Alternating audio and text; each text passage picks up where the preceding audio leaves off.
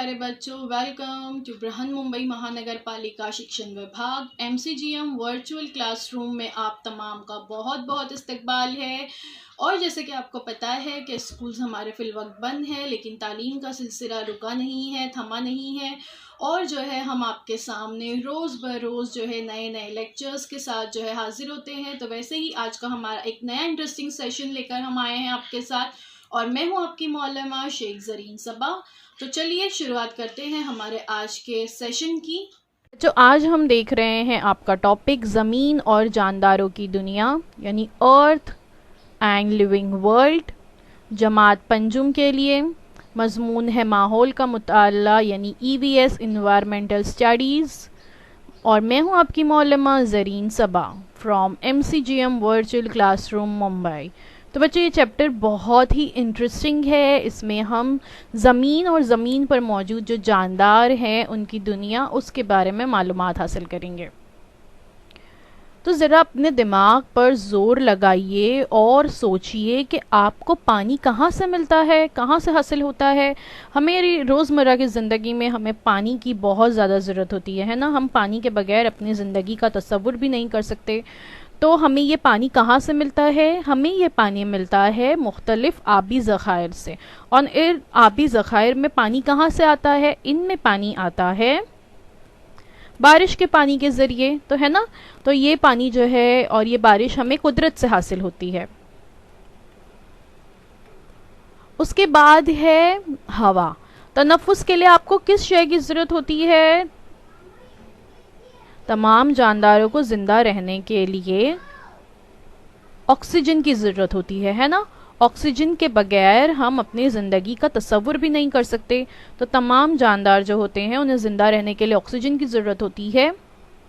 और ये ज़रूरत आपकी किस तरह से पूरी होती है? तो ये ज़रूरत हमारे अतराफ़ में मौजूद जो हवा है उसके ज़रिए पूरी होती है। ज़मीन को हरारत और रोशनी किस ज़रिए से हासिल होती है? तो ज़मीन को हरारत और रोशनी, जैसे कि आपको तस्वीर में नज़र आ रहा है, किससे हासिल होती है? सूरज के ज़रिए से हासिल होती है। आपका घर किसके सहारे से बना हुआ है? आपका जो घर है वो बना हुआ है ज़मीन पर, और मिट्टी से हासिल होने वाले, ज़मीन से हासिल होने वाले अज्जा से मिलकर आपका घर बना। तो ये है हमारी ज़मीन। तो हमारी ज़मीन की सतह पर कुछ हिस्से में खुश्की है और कुछ हिस्से में जो है पानी पाया जाता है। ज़मीन के अतराफ हवा का गिलाफ मौजूद है। तो ये तमाम जो अज्जा हैं कि खुश्की है, कुछ हिस्से में पानी है, हवा का गिलाफ है, ये ज़िंदगी के लिए साजगार अज्जा हैं, जिसकी वजह से हमारी ज़मीन पर ज़िंदगी का वजूद पाया जाता है। तो ज़मीन पर पानी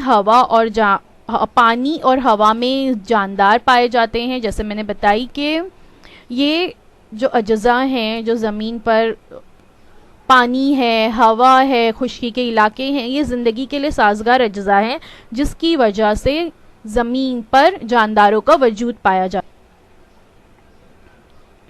सूरज की वजह से ज़मीन पर जो है कई कुदरती तब्दीलियाँ होती रहती है,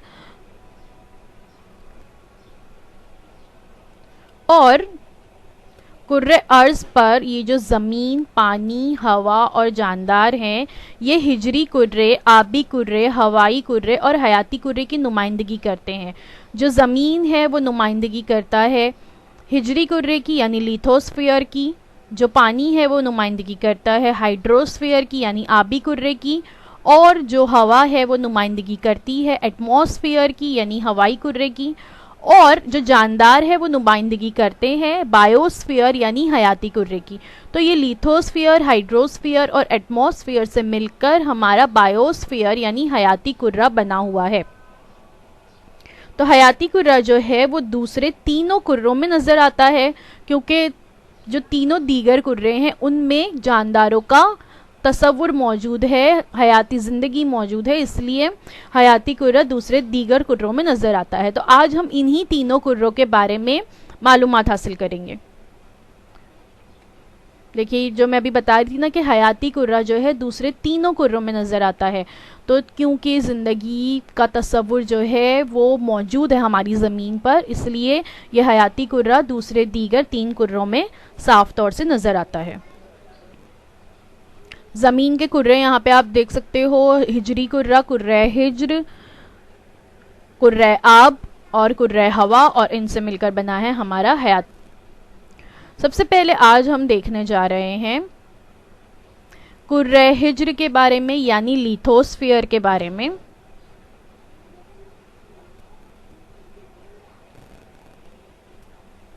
देख सकते हैं आप लोग यहाँ पे कि लिथोस्फीयर जो है ये इसमें क्या क्या पाया जाता है।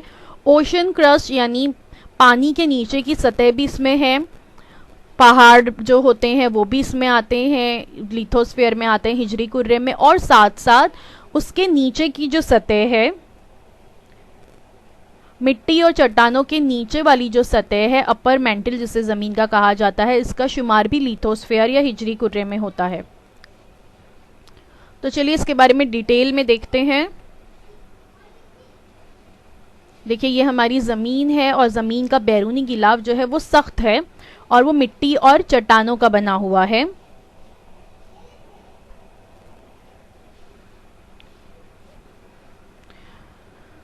कहीं ज़मीन पे जो है हमें वसी सब्ज़ार नज़र आता है। जब हम निकलते हैं बाहर और हम अपने अतराफ़ के माहौल का जायज़ा लेते हैं तो हम देखते हैं कि हिजरी कुर्रा हर जगह पर यकसा नहीं है। कहीं ज़मीन पे जो है वसी सब्ज़ार नज़र आता है, तो कहीं खुश्क ज़मीन है, रेती रेत मौजूद है, कहीं पे हमें जंगलात नज़र आते हैं, कहीं वो है इंतहाई खूबसूरत जो है जंगलात हैं, और कहीं पर ऐसे जंगलात हैं जहाँ पर रोशनी का गुज़र भी नहीं होता, यानी इतने घने और डेंस जो है फॉरेस्ट होते हैं, इतने घने जंगलात होते हैं कि रोशनी भी जो है नीचे तक नहीं पहुँच पाती।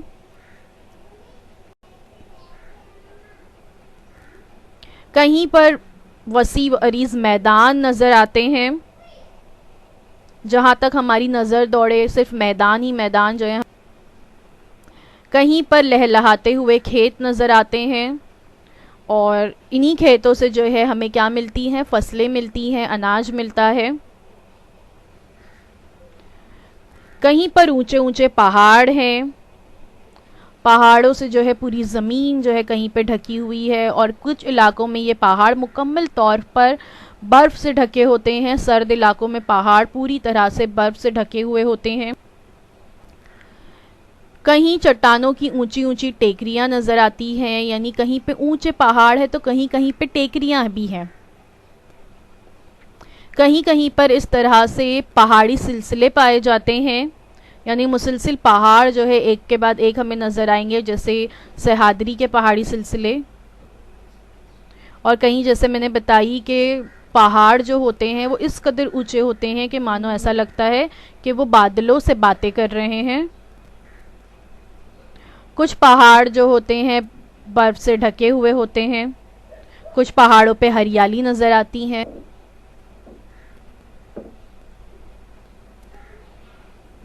ज़मीन का बड़ा हिस्सा पानी से ढका हुआ है और उस पानी के नीचे भी हिजरी कुर्रा होता है। जैसे हिजरी कुर्रे के स्टार्ट में जो हमने एक पिक्चर देखे थे कि ओशन क्रस्ट, वो जो है बताया गया था कि ओशन क्रस्ट का शुमार भी लिथोस्फीयर में होता है। तो ज़मीन के जो खुश्की का इलाका है वो तो लिथोस्फीयर में आता है, हिजरी कुर्रे में आता है। इसके साथ साथ पानी के नीचे का भी जो हिस्सा है जो कि ज़मीन होती है वहाँ पर भी उसका शुमार भी हिजरी कुर्रे में होता है।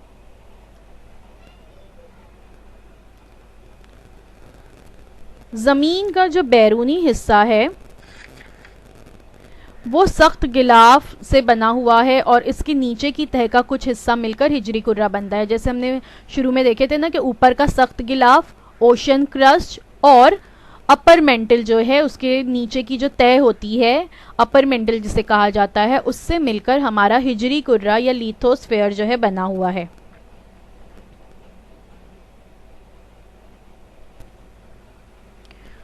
तो ज़मीन का तकरीबन 1/3 हिस्सा खुश्की है, यानी लैंड जो है ज़मीन पर खुश्की का इलाका सिर्फ 29% है और पानी से घिरा हुआ जो इलाका है वो 71% है। तो जब हम ग्लोब देखते हैं या दुनिया का नक्शा देखते हैं तो उस पर जो हमें नीले रंग का जितना भी बैकग्राउंड नज़र आता है, नीले रंग से जो नज़र आता है वो तमाम जो है पानी है और सिर्फ 29% जो है लैंड है। तो खुश्की के मुसलसिल जो वसी इलाके होते हैं, वसी हिस्से होते हैं, इसको बर्रे आज़म या कॉन्टिनेंट कहते हैं। यहाँ पे ग्रीन कलर में जो नज़र आ रहा है ये क्या है, खुश्की के मुसलसिल वसी इलाके हैं और ये बर्रे आज़म या कॉन्टिनेंट कहलाते हैं। देखिए इसे क्या कहते हैं, बर्रे आज़म या कॉन्टिनेंट कहते हैं। और खुश्की के ये जो इलाके हैं ये मिले हुए नहीं हैं, बल्कि ये 7 बर्रे आज़मों में बटे हुए हैं। ये यानी एक दूसरे से मिले नहीं हैं, ये दूर दूर वाक़े हैं और ये 7 बर्रे आज़मों में बटे हुए। कौन से हैं 7 बर्रे आज़म? ये 7 बर्रे आज़म है बर्रे आज़म एशिया, बर्रे आज़म यूरोप, बर्रे आज़म अफ्रीका, बर्रे आज़म ऑस्ट्रेलिया, बर्रे आज़म नॉर्थ अमेरिका और बर्रे आज़म साउथ अमेरिका और बर्रे आज़म अंटार्कटिका। एशिया जो है, जो कि हमारा बर्रे आज़म है, ये दुनिया का सबसे बड़ा बर्रे आज़म है। रकबे के लिहाज से सबसे बड़ा बर्रे आज़म जो है बर्रे आज़म एशिया है और हमारा मुल्क हिंदुस्तान इसी बर्रे आज़म में वाक़ है। जबकि ऑस्ट्रेलिया जो यहाँ पे आपको येलो कलर में नज़र आ रहा है, ये रकबे के लिहाज से सबसे छोटा बर्रे आज़म है। तो ज़मीन जो है वो हर जगह हमवार और यकसा ऊंचाई की नहीं होती है। इसके नशेब फराज की वजह से इसकी मुख्तलिफ शक्लें बनती हैं और इन्हें ही ज़मीन की शक्लें कहते हैं, जो हमने अभी थोड़ी देर पहले तस्वीर में देखे कि मैदान, टेकरी, पहाड़ वगैरह ज़मीन की जो है मुख्तलिफ शक्लें हैं, है ना। हमने इनकी तस्वीरें भी अभी देखे। तो इन्हीं से मिलकर हमारा हिजरी कुर्रा, देखिए यहाँ पे आप देख सकते हो, सतह मुर्तफ़ा, मैदान, टेकरी, पहाड़, वादी, दर्रा, पहाड़ी, साहिल समंदर, इन सब से मिलकर बना है हमारा हिजरी कुर्रा यानी लिथोस्फीयर। तो अब हम देखने जा रहे हैं कुर्रा आब के बारे में यानी हाइड्रोस्फीयर के बारे में। तो जैसे हमने देखे कि ज़मीन का एक बड़ा हिस्सा पानी से घिरा हुआ है, इसलिए कुर्रा आब बहुत ज़्यादा अहमियत रखता है। ज़मीन की सतह का तकरीबन 2/3 हिस्सा जो है वो पानी से ढका हुआ है। जैसे हमने देखे थे कि तकरीबन 29% क्या है, लैंड है और 71% जो है, और एग्जैक्टली अगर हम देखें तो 70.8% जो है ज़मीन का हिस्सा पानी से ढका हुआ है, यानी तकरीबन 2/3 हिस्सा पानी से ढका है। अब देखते हैं बहरे आज़म। जिस तरह से खुश्की के बड़े इलाके बहरे आज़म कहलाते हैं, बिल्कुल वैसे ही समंदरी इलाके यानी पानी के जो बड़े इलाके हैं वो बहरे आज़म कहलाते हैं। बहरे आज़म में बड़ी मिकदार में जो है पानी होता है और इनका पानी जो होता है वो खारा होता है, क्योंकि समंदर में नमकियात की सतह ज़्यादा होती है जिसकी वजह से पानी खारा हो जाता है। देख सकते हैं यहाँ पे आप बहरे आज़म, 5 बहरे आज़म हैं। Arctic ocean, Indian ocean, Atlantic ocean, Pacific ocean और साउदर्न ओशन, जिसको बहरे ओकियानूस, बहरुल काहिल, बहरे आर्कटिक, बहरे हिंद और बहरे जुनूबी कहा जाता है। यहाँ पे आप देख सकते हैं बहरुल काहिल साइड में नज़र आ रहा है, बहरे जुनूबी नीचे, बहरे ओकियानूस दरमियान में, बहरे हिंद जो है हिंदुस्तान जो आपको नज़र आ रहा है वहाँ पर, ठीक है, और बहरे आर्कटिक आपको ऊपर नज़र आ रहा है।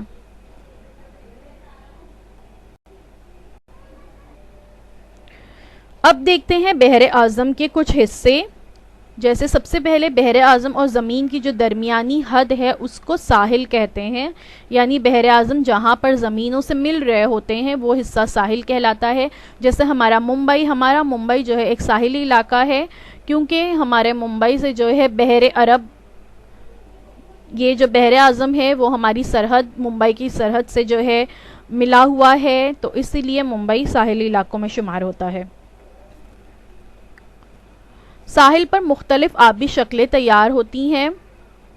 मसलन बहर, बहरिया, खलीज, खाड़ी, आबनाएं वगैरह, और ये बर्र आज़म के हिस्से हैं। तो चलिए इसके बारे में मालूमात हासिल करते हैं। सबसे पहले देखते हैं बे किसे कहते हैं। बे या बहरे जिसे कहा जाता है, बे जो है a broad inlet of the sea where the land curves inwards, यानी ज़मीन जहाँ अंदर की तरफ घूमी हुई होती है और वो बोर्ड इनलेट है, ब्रॉड इनलेट है सॉरी, सी का, तो वो क्या कहलाता है, बहरा कहलाता है। जैसे यहाँ पे आप देख सकते हो बे जो है नज़र आ रहा है लिखा हुआ आपको, वहाँ ज़मीन जो है ऐसे गोल घूमी हुई है, तो ये हिस्सा बे कहलाता है। तो इसकी मिसाल है बे ऑफ बंगाल, बहरे बंगाल जो है जिसे कहा जाता है। तो ये इसकी एग्जाम्पल है। आप देख सकते हो कि कलकत्ता, ढाका और म्यांमार के तरफ जो है एक कर्व जो है ज़मीन का नज़र आ रहा है, इसलिए ये हिस्सा क्या कहलाता है, बहरे बंगाल का कहलाता है। और ये कहाँ पर है, इंडियन ओशन के में, बहरे अरब में, सॉरी बहरे हिंद में जो है ये मौजूद है। अब उसके बाद देखते हैं आबनाएं।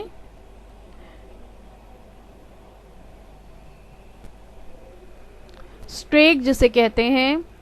आबनाएं क्या है, a narrow passage of water connecting two seas और two other large area of water, यानी आबनाएं जो होती है वो पानी के दो बड़े जो हिस्से होते हैं उनको कनेक्ट करती है, और या एक नैरो पैसेज जिसे हम कह सकते हैं पानी का, जो दो बड़े समंदरों को जो है कनेक्ट करती है। तस्वीर में आप देख सकते हो दरमियान में एक नैरो पैसेज नज़र आ रहा है, उस तरफ जो है बड़ा समंदर है, तो ये क्या कहलाता है, आबनाएं या स्ट्रेट कहलाता है। ये यहाँ पर अब हम देख रहे हैं खलीज या गल्फ जिसे कहते हैं। गल्फ क्या है, a deep inlet of sea almost surrounded by land with narrow mouth, यानी तकरीबन हर तरफ से ज़मीन से घिरा हुआ डीप इनलेट होता है समंदर का, जिसका मुंह जो है वो बिल्कुल नैरो यानी छोटा सा होता है, तो इसको जो है खलीज कहते हैं। यानी समंदर का ऐसा हिस्सा जो पतला हिस्सा ऐसा जो दोनों तरफ से जो है ज़मीन से घिरा हो, वो यहाँ पे एग्जाम्पल आप देख सकते हो, गल्फ ऑफ एडन यानी खलीज अदन जिसे कहते हैं। ये कहाँ पर मौजूद है, बहरे अरब में ही।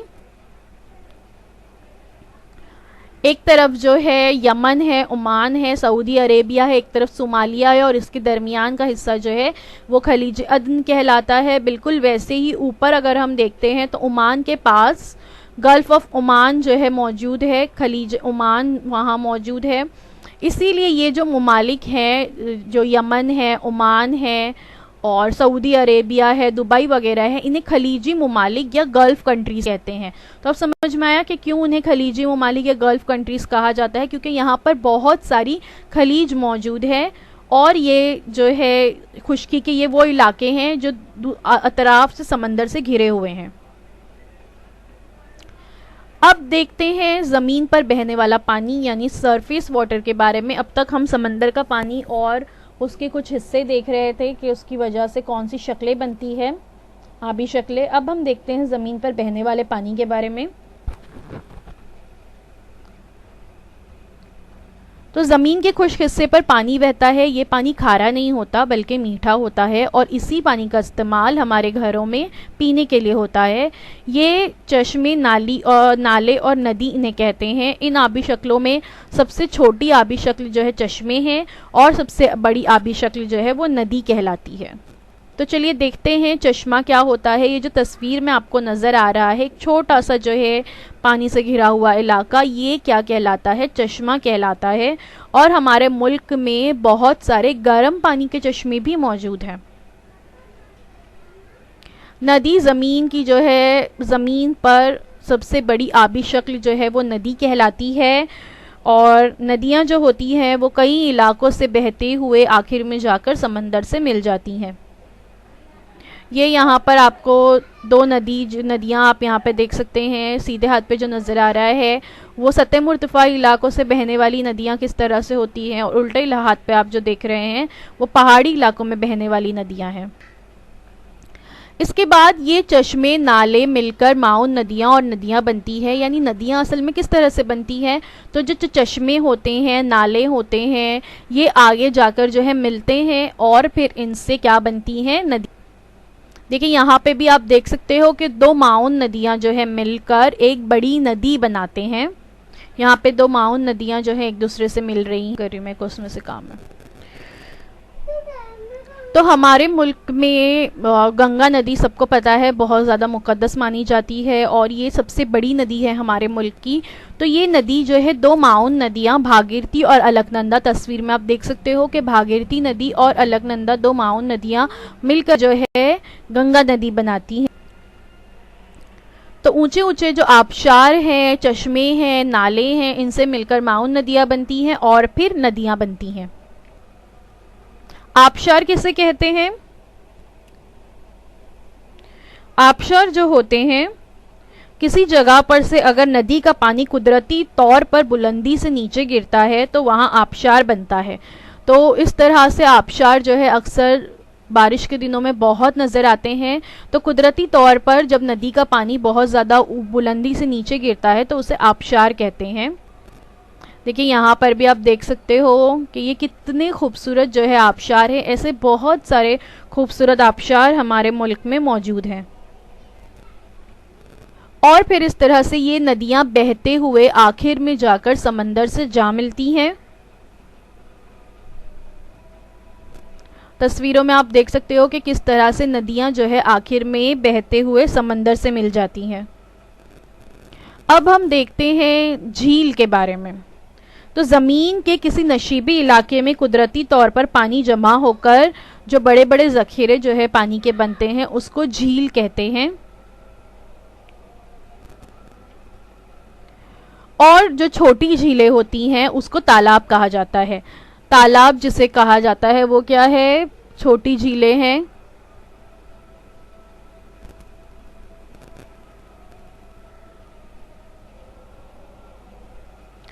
तो इस तरह से जो बड़ी बड़ी हैं वो क्या कहलाती हैं? बड़े बड़े जो ज़ख़ायर हैं वो क्या कहलाते हैं? झील कहलाते हैं।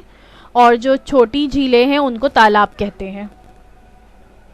अब कई जगहों पर पानी जो है बर्फ़ की शक्ल में भी मौजूद है। ऐसा भी है कि बहुत सारी जगह पर पानी बर्फ़ की शक्ल में पाया जाता है। सर्द इलाकों में बादल में मौजूद जो है पानी के कतरे जमकर बर्फ़ के ज़र्रात तैयार होते हैं और ऐसे इलाकों में गाले की शक्ल में बर्फ़ जो है गिरती रहती है।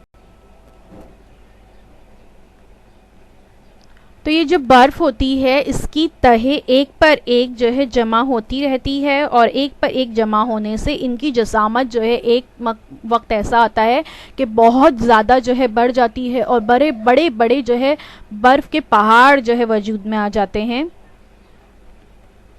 देखिए सर्द इलाकों में जैसे मैं बता रही थी बादल में मौजूद पानी के कतरे जमकर बर्फ़ के ज़र्रात तैयार होते हैं और ऐसे इलाकों में गाले की शक्ल में बर्फ़ गिरती है। बर्फ़ के ज़र्रात की तह ज़मीन पर एक जमने से वो बर्फ़ में तब्दील हो जाती है और बर्फ़ की ऐसी तह एक पर एक जमने से इनकी जसामत बहुत ज़्यादा बढ़ जाती है। तो वो तह ज़मीन की ढलवान पर बेहद सुस्त रफ्तारी से नीचे सरकती रहती हैं और इन्हें ही ग्लेशियर्स कहते हैं। लेकिन फ़िलहाल जो है ज़मीन का दर्जा हरारत इस कदर बढ़ गया है कि ये ग्लेशियर्स जो हैं ये धीरे धीरे पिघलने भी लगे हैं। अब देखते हैं बर्फानी तोदे क्या है। समंदर में तैरने वाली बर्फ की सिलें बहुत ज़्यादा बड़ी होती हैं तो इन्हें बर्फानी तोदे कहते हैं। अब देखते हैं ज़ेरे ज़मीन पानी के बारे में। तो ये जो तस्वीर में आपको नज़र आ रहा है कि ज़मीन की ऊपरी सतह है उसके नीचे वाला जो हिस्सा है ब्लू कलर में नज़र आ रहा है, वहाँ पर पानी के ज़ख़ायर जो है पाए जाते हैं। इसी को ज़ेरे ज़मीन पानी कहते हैं। ज़मीन पर पाए जाने वाले पानी के ज़ख़ायर के अलावा ज़मीन के नीचे चट्टानों की तह में पानी का काफ़ी ज़ख़ीरा होता है। इसी को ज़ेरे ज़मीन पानी कहा जाता है। और इसकी सबसे अहम शक्ल जो है हमें नज़र आती है अतराफ़ में वो है कुआं। तो ये ज़ेरे ज़मीन पानी जो है कुएं का इस्तेमाल कुएं के ज़रिए जो है बाहर निकाला जाता है और इसका इस्तेमाल किया जाता है। आज भी हमारे मुल्क के कई देहात ऐसे हैं जहाँ पर कुएं से लोग पानी खींचकर निकालते हैं। ये कुएं जो होते हैं बहुत ज़्यादा गहरे होते हैं और इसके निचले हिस्से में ये ज़ेरे ज़मीन पानी होता है जिसे इस तरह से डोल की मदद से निकाला जाता है। इसके अलावा कई इलाकों में बोरवेल के ज़रिए भी पानी जो है ज़ेरे ज़मीन पानी निकाला जाता है। और आज भी कई देही इलाकों में घर घर पानी नहीं आता है, जैसे हमारे शहरी इलाकों में हर घर में नल मौजूद है और नल खोले तो पानी हाजिर है। ऐसा नहीं होता। देही इलाकों में, देहातों में अक्सर लोग जो होते हैं बोरवेल पर जाकर इस तरह से पानी वहाँ से भर कर लेकर आते हैं।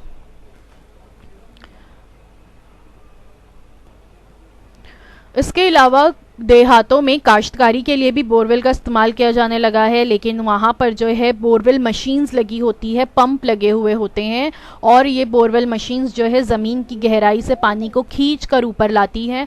और आजकल जो है देहातों में काश्तकारी के लिए इस तरह की बोरवेल मशीन्स इस्तेमाल की जाती हैं। तो यहाँ भी ज़ेरे ज़मीन पानी इस्तेमाल होता है। इसके अलावा कई झीलों और कुओं को ज़ेरे ज़मीन झरनों की वजह से भी पानी हासिल होता है। तो ज़मीन की सतह पर पाए जाने वाले पानी और बर्फ़ और ज़ेरे ज़मीन पानी और कुर्रे हवा में पाए जाने वाले आबी बुखारात को मजमूई तौर पर कुर्रे आब या हाइड्रोस्फीयर कहा जाता है। तो आज हमने लिथोस्फीयर यानी हिजरी कुर्रा और हाइड्रोस्फीयर यानी कुर्रे आब के बारे में मालूमात हासिल किए। तो इसी के साथ आज का सबक यहीं पे ख़त्म होता है। Thank you so much for watching. उम्मीद है जो कुछ आज आपको बताया गया वो आपको अच्छी तरह से समझ में आया होगा। और एक बार किताब खोलकर इस वीडियो को दोबारा देखिए ताकि आपको सारी चीज़ें अच्छी तरह से समझ में आ जाए। अब आप लोगों से इंशाल्लाह नेक्स्ट वीक मुलाकात होती है इस सबक के अगले हिस्से के साथ। अल्लाह हाफिज़। तो बच्चों, मुझे उम्मीद है जो कुछ आज आपको पढ़ाया गया वो आपको अच्छी तरह से समझ में आया होगा। और अगर आपको नहीं समझ में आया है तो हमारा ये वीडियो यूट्यूब पर भी अवेलेबल है, आप इसे दोबारा से जो है देख सकते हैं।